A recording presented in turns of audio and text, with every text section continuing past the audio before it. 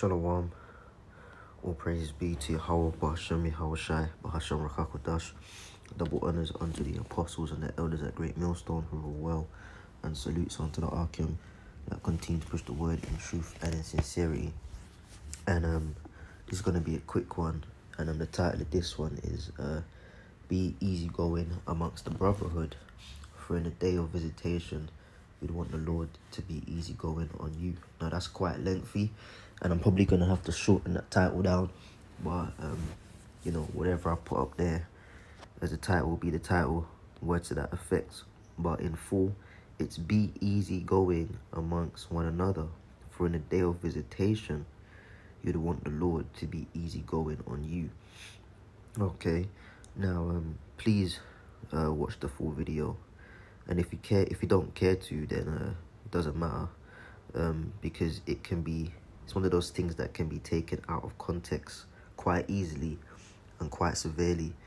And as has been done in the past, people could say you're saying stuff when it's totally furthest from the point you're trying to convey. So watch the whole thing to get the true context, man. Now, when it concerns the doctrine, there's no such thing as being easygoing. We say Yahweh but they say Yahusha, similar, or they say Yehoshua, similar, so give them a pass, easygoing. No, that is not, there's some things in the truth that are non-negotiable, man. Okay, the first and foremost thing is the doctrine. Alright, let's get that real quick. And I've got a meeting in a minute, man. Fucking work. This is Ephesians 4 and 5. One Lord, one faith, one baptism. Okay, one power and Father of all, who is above all and through all and in you all. So if the Father's in all, Yahweh Bashem Yashai is in all, Bashem Rakakodash, then how many Most Highs are there? There's many gods under the Lord, many powers. But there's only one Most High, okay? That's the fundamental principle of our faith, the Shemai. Deuteronomy 6 and 4, Shemai, Yasha'Allah, Yahweh, L'chai Yahweh, Echad. Hear, O Israel, the Lord your power, the Lord is one, Yahweh is one, okay? So you can't have variations within everybody and it be the same power. No, it has to be what, as it says here, beautifully put. Can't say it any better in verse 5. Than that of verse 5. So like one Lord, one faith, one baptism, man. So you can't be easygoing with the doctrine, any part of the doctrine, no matter how small or how big. Okay, Yahweh Shai himself even said that. Not one jot. In fact, let's get it. Not one jot or one tittle. Okay. Which is like a letter. Not even a letter can be out of place. Alright. And this is why, sometimes we quote scriptures and stuff, but especially even Apostle Rakar brought this out recently, man. When we're reading, whoever's reading, when we're reading, man, if you make a mistake on a word, just don't glaze over the word like, they know what I meant. It doesn't matter if you stutter at it 10,000 times, man, or you gotta break it all the way down to phonetics. Sometimes we just have bad reading days, man. Whatever the case may be, man. Say the word properly. Read the verse correctly as it's written. Okay?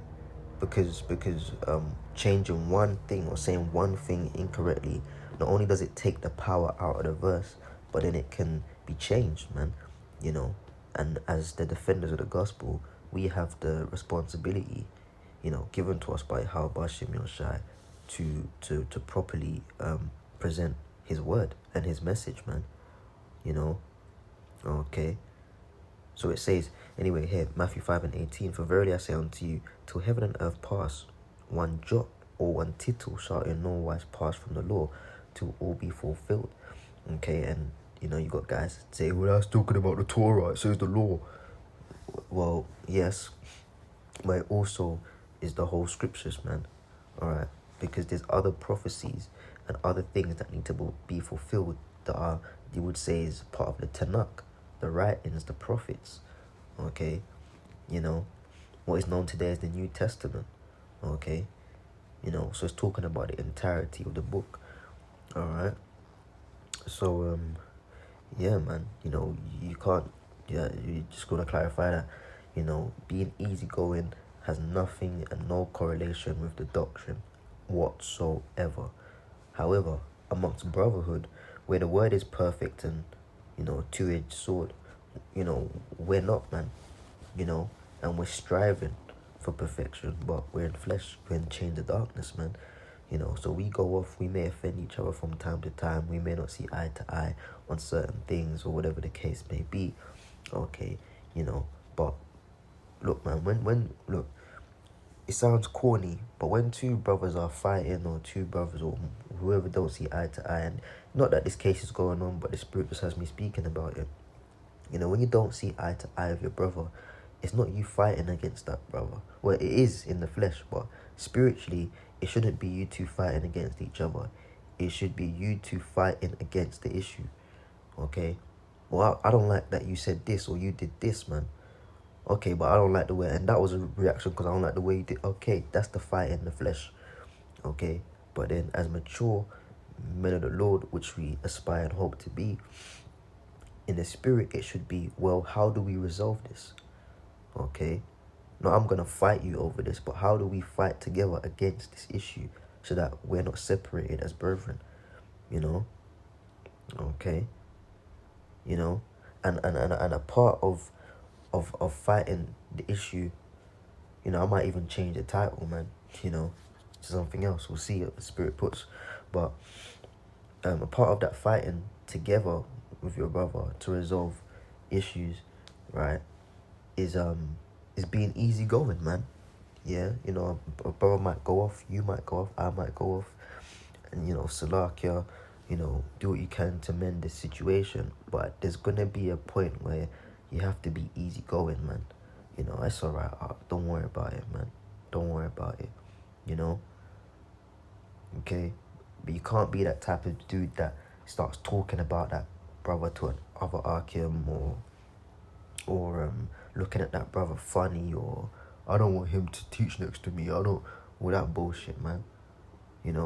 Because guess what? As it says, man. If or as I'm saying, if you're not easy going with your brethren, how can you expect the Lord to be easy going on you, man? Okay, where is it? What was I reading before? With what? Did I even bring this out?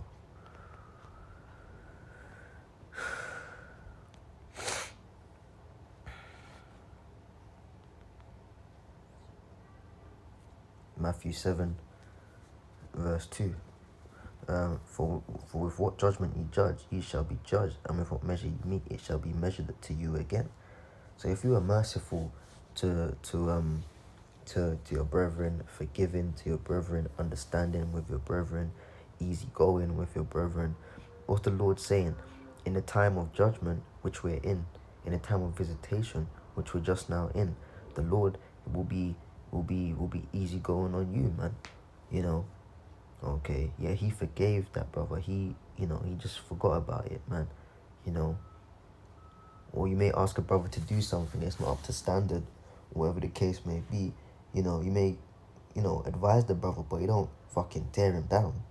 Bro, you could have, and hey, it's the Spirit. Sometimes you do need to we all have gone through that, man, where you need to get teared down, man, and rebuked harshly, and when the temperature's hot, man, but then you're built back up, So if the Spirit calls for it, then the Spirit calls for it. But it's not every single time, man. Brothers shouldn't have to be, walking on eggshells because for fear of making a mistake, because I'm just going to get turned down and left down. Nah, man. Sometimes it's, you're fucked up, right? But you're better than that, bro. And keep it moving, man. Because sometimes that's enough to instill fear or to drive a man to bring out better within himself. Alright, don't be that individual. Why shouldn't be that individual that is leaping at the opportunity to tear people down? Because sometimes you can tear a man down, but the spirit's not with it. You know, you can, yeah, brother, yeah, brother, blah, blah. And the spirit's not with it, man.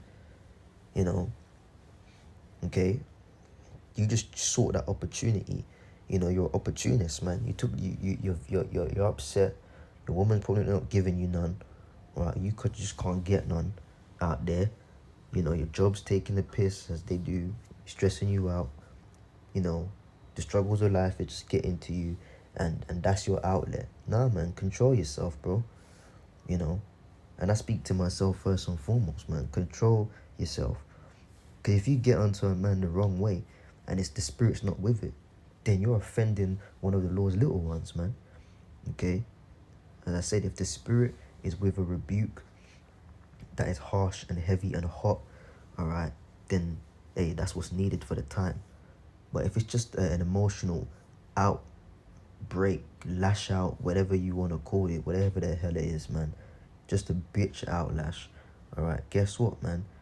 The Lord gonna give you an outlash. The Lord gonna give me a outbreak, okay? And we don't know the scripture says it's a fearful thing to fall into the hand of the living power, man.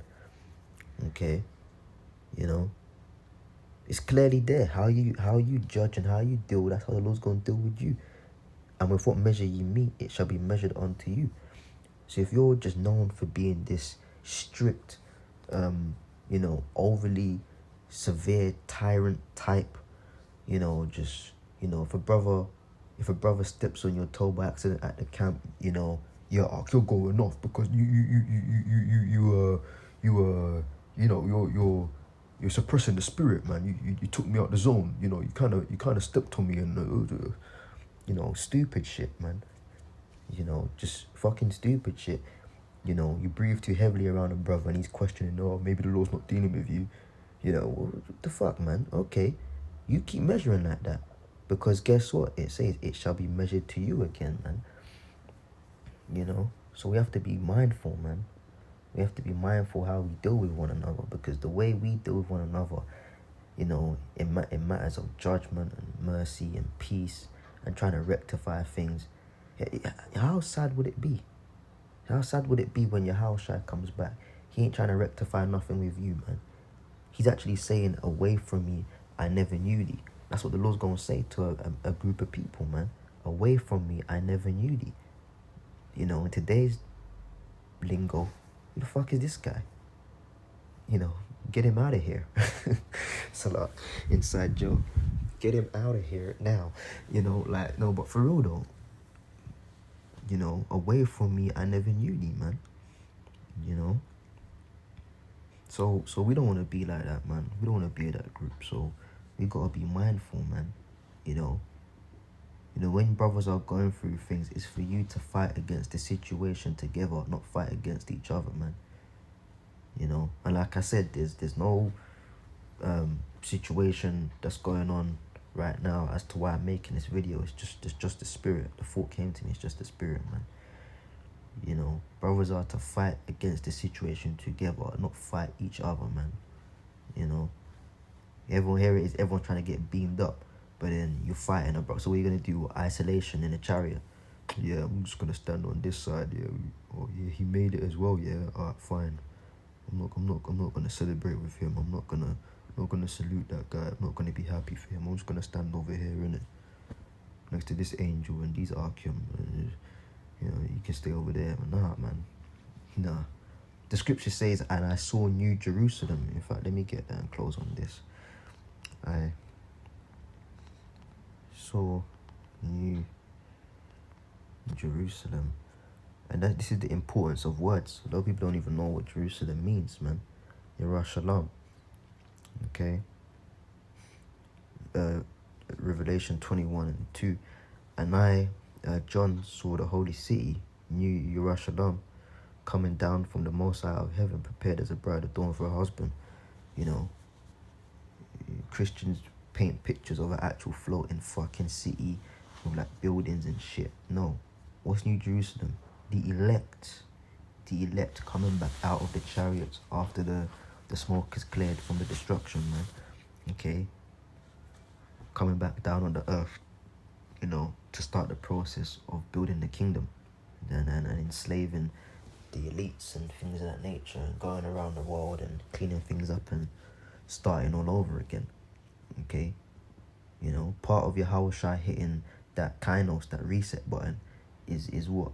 Him coming down with the elect out of the chariots to put shit in order, man. And that's all a part of the great reset. Okay? But Jerusalem means what? City of peace. So the New Jerusalem, as we just established, is the elect. How can the city of peace be beefing each other if it's the people? If the city is first and foremost the people, how can that city, how can that establishment be having beef, fighting? It's not a city of peace, is it? It's an aim to not prolong disagreement. Disagreements, fights, and all that shit, not seeing eye to eye, it happens, man. But the aim is, when brothers get to that point, if it's 2 brothers, 3 brothers, however many of you, yeah, or us, I should say, alright? Because we've all been there, I've been there, The aim is that, yes, you have your fight, your disagreement, your argument. And I say fight, not no physical shit. Your disagreement in the flesh, okay? But in the spirit, man, past your egos, you brothers and, all of us brothers should aim to fight against the situation together, man. I'm not going to go to it, but the scripture says if a problem with your brother, go to him, man. Leave that gift at the altar, things of that nature, man. So I just wanted to touch on that a little bit, man. Because at the end of the day, we're trying to make it, man. I've said this before. Imagine you got everything down packed, but the reason you or I don't make it is because, you was an arsehole to fellow Arkin, man. You weren't easy going. It's crazy, man. Shalom.